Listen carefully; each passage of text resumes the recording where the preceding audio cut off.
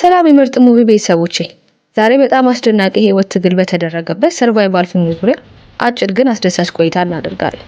በዚህ ፊልም አንድ የውቅያኖስ ተመራማሪ ከቤተሰቡ ጋር በታላቁ ካሪቢያን ሲ የተዝናኑ ሳለ በአንድ ማለዳ አንድ አስደንጋጭ ነገር ይፈጠራል። በውቅያኖሱ ላይ የነበረው ውሃ በሙሉ አድራሻው ሳይታወቅ ወደ ደረቅ ባዶ ስፍራ ይቀየራል።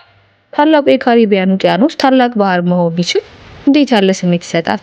ለጥያቄውን መልስ ለማግኘት ቻናላችንን ላይክ፣ ሰብስክራይብ እና ሼር በማድረግ ቤተሰብ ሆነው እስከ ታሪኩ ፍጻሜ ድረስ ይከታተሉ።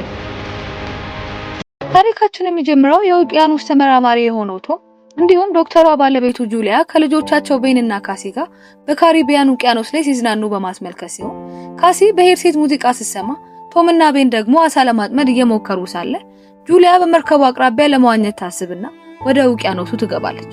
በድንገት ግን እየዋኘች ባለችበት የሆነ የሚስብ ነገር ያጋጥማትና ወደ መርከቧ ልትመለስ ስትፈልግ ከእርሷ በጣም እንደራቀ ታስተውልና በጩኸት የእርዳታ ጥሪ ታሰማለች። ቢሆንም ግን ካሲ ሙዚቃ እየሰማች ስለነበር መስማት ሳትችል ትቀራለች። ቶምና ቤንም ቢሆኑ አሳ በማጥመድ ተወጥረው ነበር። እንደ ድል ሆኖ ግን ቶም የባለቤቱን የእርዳታ ጥሪ በመስማቱ መርከቢቷን ወደ ነበረችበት ከዘወሩ በኋላ ዘሎ ወደ ውሃው በመግባት ያወጣታል። ጁሊያ ምን እንደሳበኝ አላወቅኩም በማለት ትናገራለች። ይሄኔ አባት ቶም የቤተሰቡ አባል ከእንግዲህ መዋኘት ሲፈልጉ እርስ በርሳቸው ማሳወቅ እንዳለባቸውና ከመርከቡ መራቅ እንደሌለባቸው ይነግራቸው። ምሽትም ላይ ቤተሰቡ የቤንን 13ኛ የልደት በዓል በማስመልከት በአንድነት ተሰብስበው አባት ቶም ላፕቶፕ፣ እህቱ ደግሞ ማስክ፣ እናቱ ደግሞ ከክፉ መንፈስ ይጠብቅሃል በማለት የእጅ ጌጥ ይሰጡታል። ቀጥሎም ቤተሰቡ በአንድነት በመሆን ፎቶ ይነሳሉ።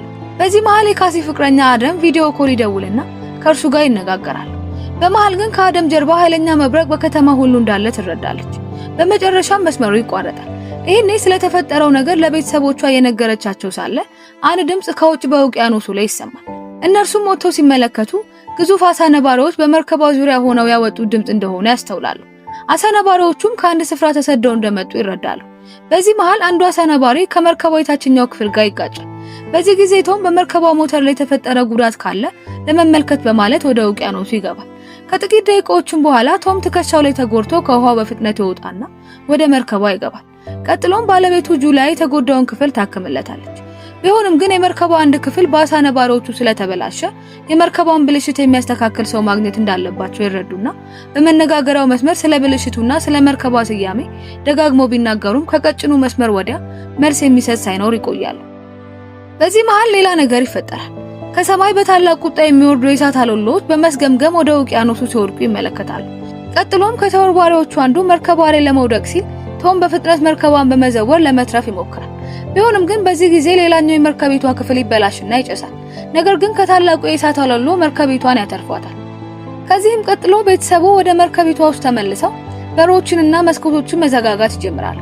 በውቅያኖሱ ላይም በተደጋጋሚ ካረፈው የእሳት አለሎ በመነሳት ውቅያኖሱ ሲናወጥ መርከቧ ተረጋግታ መቆም ይሳናታል። ከዚህም የተነሳ ቤን ይታመምና በመሬት ላይ ይወድቃል። ቶምም ላይፍ ጃኬቶችን በማምጣት ቤተሰቡ እንዲለብሱ ካደረገ በኋላ ዳግም እርዳታ ለማግኘት የመነጋገሪያውን ሬዲዮ ይጠቀማል። ቢሆንም ግን ኃይለኛው ማዕበል መስመሩን መስራት ሳይችል ያስቀረዋል። መርከቢቷን በኃይል እየተናወጠች ስለነበር ቤተሰቡ በጠቅላላ ይታመማሉ። ከተወሰኑ ሰዓታትም በኋላ ቤተሰቡ ከወደቁበት ሲነቁ መርከቢቷ በኃይል ተጎድታ ያገኛሉ። ቀጥሎም ወደ ውጭ ሲወጡ ያልጠበቁት አንድ ነገር ያጋጥማቸዋል። እርሱም መርከቢቷ በደረቅ መሬት ላይ ቆማና ውቅያኖስ ወደ ሌላ ስፍራ ተወስዶ በጣም ትልቅ ወደ ሆነ በረሃ ተቀይሮ ይመለከቱታል።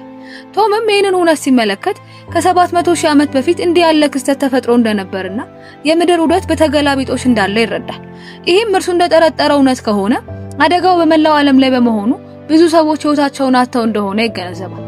በዚህ ጊዜ ካሲ አደምም ይሄ ገጥሞት ይሆናል በማለት ታለቅሳለች። ከዚህም ቀጥሎ በዚህ ሁኔታ በዚህ ስፍራ መቆየት እንደማይችሉ የተገነዘቡት ቤተሰቦች የሚያስፈልገውን በመያዝ መሸሸጊያ ለመፈለግ እቃቸውን ያዘጋጁ ጀመር። በሌላ በኩል ቤን ደግሞ ለልደቱ የነበሩ ፊኛዎችን በአንድ ላይ በማሰር ከፍ ብሎ እንዲታይና እርዳታ እንዲያገኙ ይሞክራል። በዚህ መሃል ቶም የመነጋገሪያ ሬዲዮውን አስተካክሎ ዳግም ለእርዳታ ድምጹን እያሰማ ሳለ ኒዮ የሚባል ሰው መልስ ይሰጠዋል። ኒዮም የሰርጓጅ መርከብ ካፒቴን ሲሆን በተገላቢጦሽ ያለው ዓለም በ7 ቀን ውስጥ ሁሉ ወደ ቦታው ሊመለስ ስለሚችል በዚያን ጊዜ አደገኛ እልቂት ዳግም ስለሚከሰት ቤተሰቡ ከፍተኛ ቦታ ላይ እንዲሆኑ ምክረ ሐሳቡን ያቀርባል። ንግግሩንም ከመጨረሱ በፊት ቶም ከእርሱ ጋር በሰርጓጅ መርከብ እንዲሆኑ ለኒዮ ጥያቄ ያቀርብለታል። ኒዮም በምላሹ መርከቧ ከራሱ ጋር ሌላ 2 ሰው ብቻ እንደምትችል ይነግሯል። ይሄኔ ወላጆቹ ልጆቻቸውን ለማስረፍ ያስባሉ።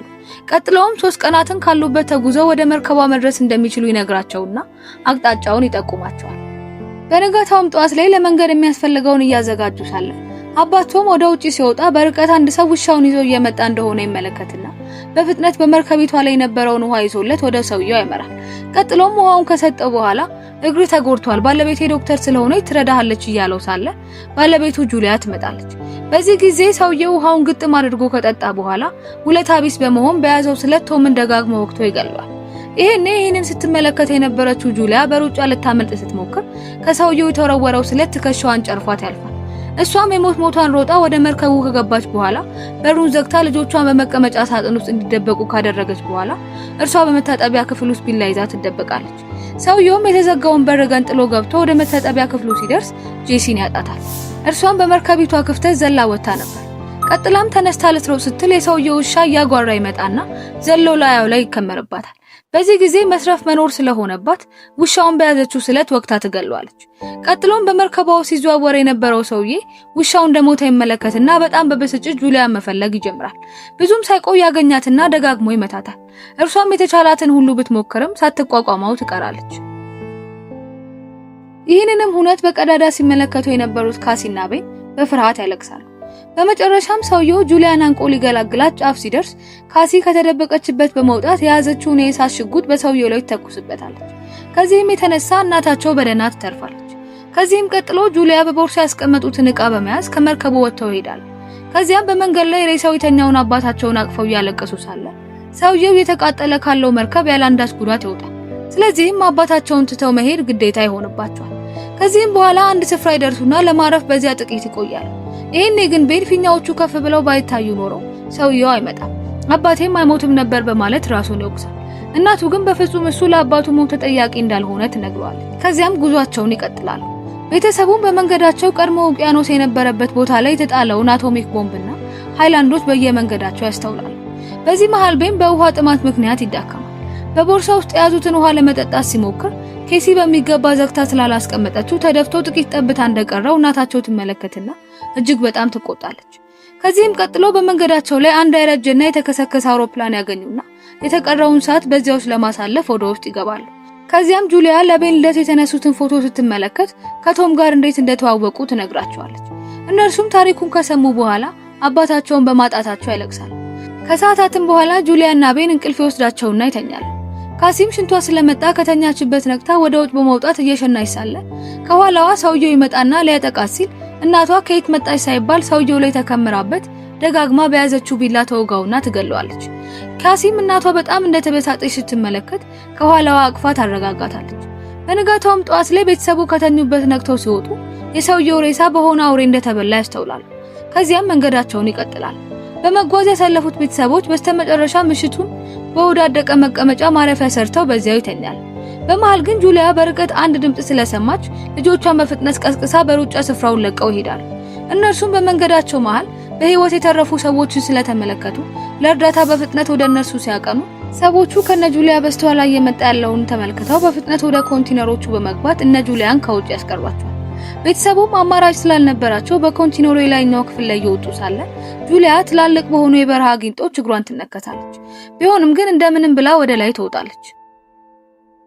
እንተርፋለን ብለው እነ ጁሊያን ከውጭ ያስቀሯቸው ሰዎች ሞት እነርሱን ቀርባ ስለነበር ጊንጦቹ ባገኙት ክፍተት በመግባት የተተኮሰባቸው ሲሞቱ፣ በህይወት የተረፉት ጊንጦች ደግሞ ሰዎቹን ይገሏቸዋል።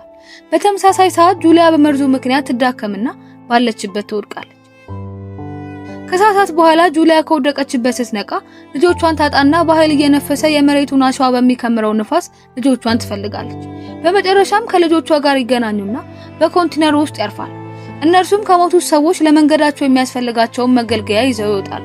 ቀጥሎም ጁሊያ ኒዮን በሬዲዮም እንደተፈጠረ ስትጠይቀው አርትሮፖድ እንደሚባሉና ከውቅያኖሱ ጥልቅ እንደመጡና እንስሶቹ ራሳቸውን ለማኖር ሲሉ ያገኙትን እየተመገቡ እንደሆነ ይነግራታል። እርሱም ቀጥሎ በፍጥነት ወደ እርሱ መምጣት እንዳለባቸውና ከዚህ በኋላ ጥፍ አርትሮፖዶች እንዲሁም ውቅያኖሱ ዳግም ወደ ስፍራው እንደሚመለስ ይነግራትና ካለበት ሆኖ የእሳት ሽጉጥ በመተኮስ አቅጣጫውን ይጠቁማቸዋል። እነርሱም አሁን ወዴት መሄድ እንዳለባቸው አውቀው መንገዳቸውን እየቀጠሉ ሳለ የድንጋይ ክምር ሸለቆዎችን መሻገር ግዴታ ይሆንባቸዋል። በዚህ መሃል ግን አለቱ ወደታች ለመውደቅ ምልክት ይሰጥ ጀመር። ከዚያም አንድ ትልቅ አለት ሲወድቅ እና ጁሊያ ልጆቿን ገፍትራ እርሷ ከማዶ ትቆያለች። እርሷም ቀጥላ በፍጥነት ወደ ኒዮ እንዲሄዱ ትነግራቸዋለች። እርሷ ይህን ያደረገችበት ምክንያት በሰርጓጅ መርከቧ ያለው ቦታ ሁለት ስለሆነ ልጆቿን በህይወት ለማትረፍ ነበር። ቤንና ካሲም ሮጠው ወደ ኒዮ ሲቀርቡ ኒዮ በአርትሮፖዶቹ ስለተጠቃ በህይወት መትረፍ እንደማይችል ይነግራቸዋል። ይሄኔ ካሲ ኒዮ በመርከቧ እንደማይሳፈር ስታውቅ ወደ እናቷ ለመሄድ ትሮጣለች። በዚህ ጊዜ ወንድሟ ቤን ከእናቷ የተሰጠውን የእጅ ጌጥ ያደርግላትና ትሄዳለች። በዚህ መሃል ግን አርትሮፖዶቹ ወደ ጁሊያ ቀርበው ሊበሏት ነበር። እርሷም የቻለችውን በመሳሪያዋ እየመታች ሳለ ካሲ ለእርዳታ እጇን ትዘረጋላትና እናቷን ካለችበት አውጥታ ወደ መርከቧ ለመመለስ ይሮጣል። እነርሱም በፍጥነት ወደ መርከቧ እየወጡ ሳለ ስፍራው በሙሉ በአርትሮፖዶች ይከበባል። ቀጥሎም ቤተሰቡ ወደ ውስጥ ገብተው ከተቀመጡ በኋላ ውቅያኖሱ ዳግም ወደ ስፍራው ሲመለስ ጁሊያ በህመም ስሜት ውስጥ ሆና ስላሳለፈችው ነገር ሁሉ ማሰብ ትጀምራለች።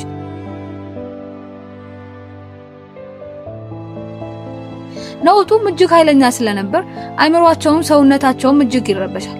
ከተወሰኑ ሰዓታትም በኋላ ቤተሰቡ ሲነቁ ሁሉም እንደተረጋጋ ያስተውሉና ጁሊያ የመርከቧን በር ከፍታ ከወጡ በኋላ ራሳቸውን ፈጽሞ ከወደመው ከተማ ፊት ለፊት ያገኙታል። ከዚህም እውነት በኋላ በምድር ላይ በህይወት የተረፉ ሰዎች እነርሱ ብቻ ይሆናሉ። እናታቸውም ሰው በተፈጥሮ ላይ ከሚያደርሰው ብክለት የተነሳ ይህ እንደተፈጠረ በማሰብ ቅጣታችን ነው በማለት ለሚቀጥለው ህይወት ሲዘጋጁ ተመልክተን ፊልሙ ያበቃል። ስለ ታሪኩ ምን ታስባላችሁ?